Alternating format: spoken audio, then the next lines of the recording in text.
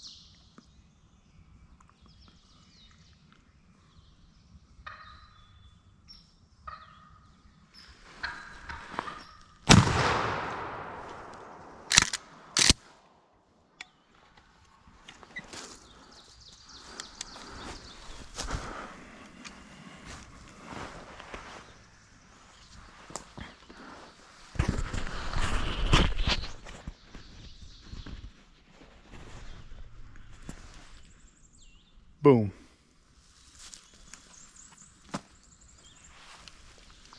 Well, the gig was up right there. I had to shoot. He came up over. I thought he was gonna come up this path to my left. He came up to the right and picked me out. But all I was doing was fanning him from across the ravine there. As soon as he caught sight of that fan, it was over. He came right in. Let's go get him.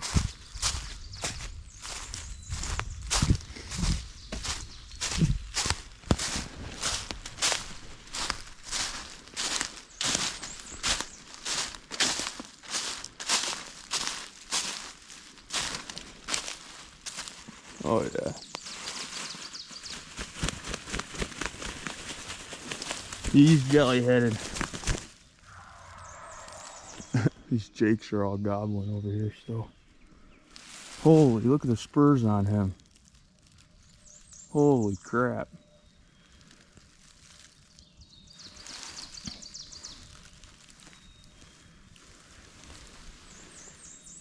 He's got some spurs on him. Wow.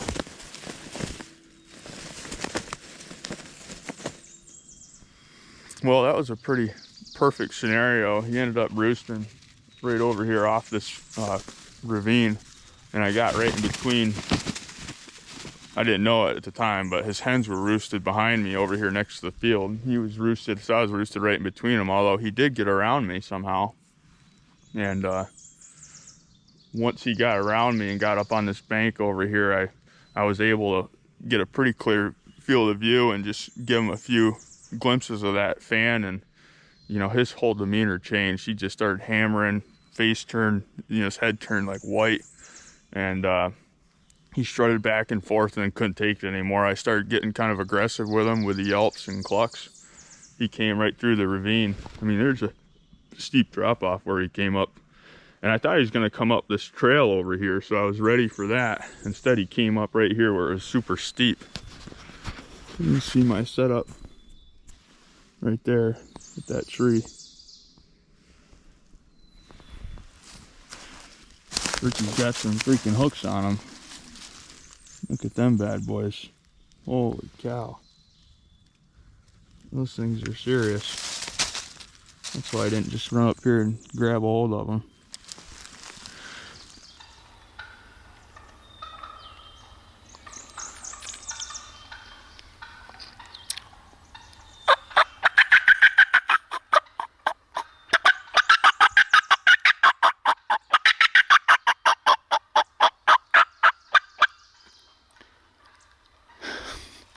Those jakes don't want to leave.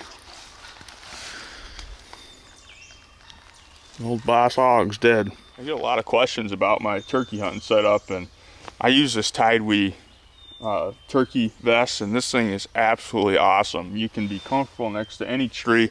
Like you can see, this tree had a big stump coming out of it, but with this big butt pad on the back here, you can flip that down, and you can even take these legs and extend them.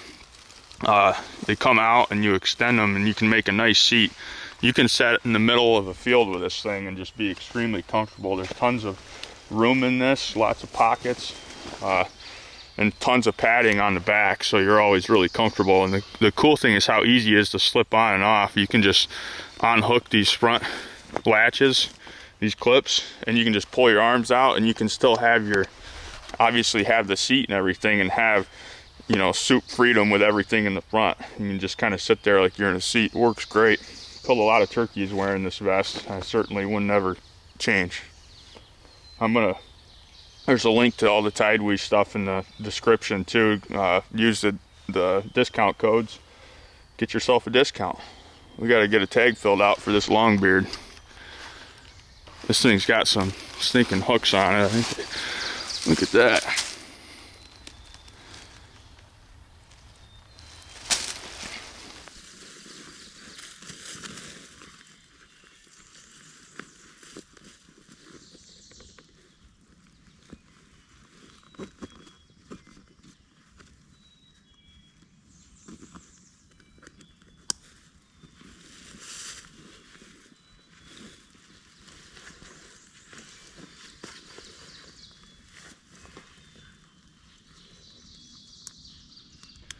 Well, we're all loaded up. We got the turkey packed up. Guess you can't see it much from that side.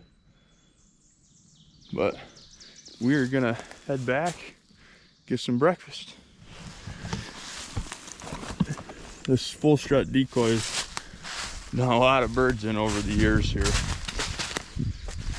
You know, there's a lot of, sometimes it works great, other times they run when they see it, but when it works, it works. And what's unique about it is you usually kill the biggest, you know, real big dominant gobblers that are kind of like owning the woods, run the show. Those are the birds that just tuck tail and freaking run right to this decoy,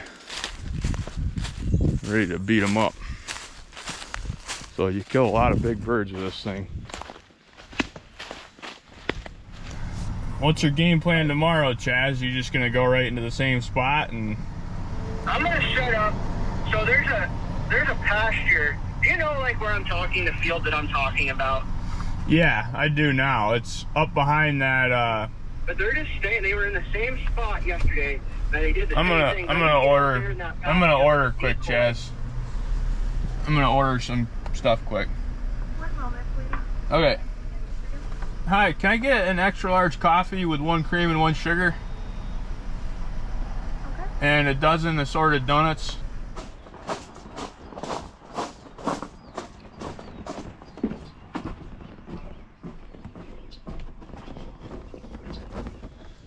Let's go ahead and get a weight on this turkey here. It's got 1.25 inch spurs and a 10-inch beard. I measured those. Let's see what he weighs. Feeling him, I'm giving it, let's say 21 pounds. We're zeroed out. Put that right on there. Oh, of course it just shut off.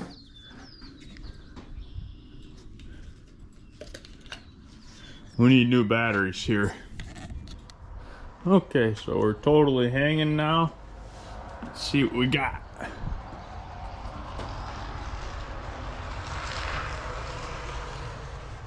21.6 pounds. My guess was right on the money. Had a little bit of beard rot. You can see right there.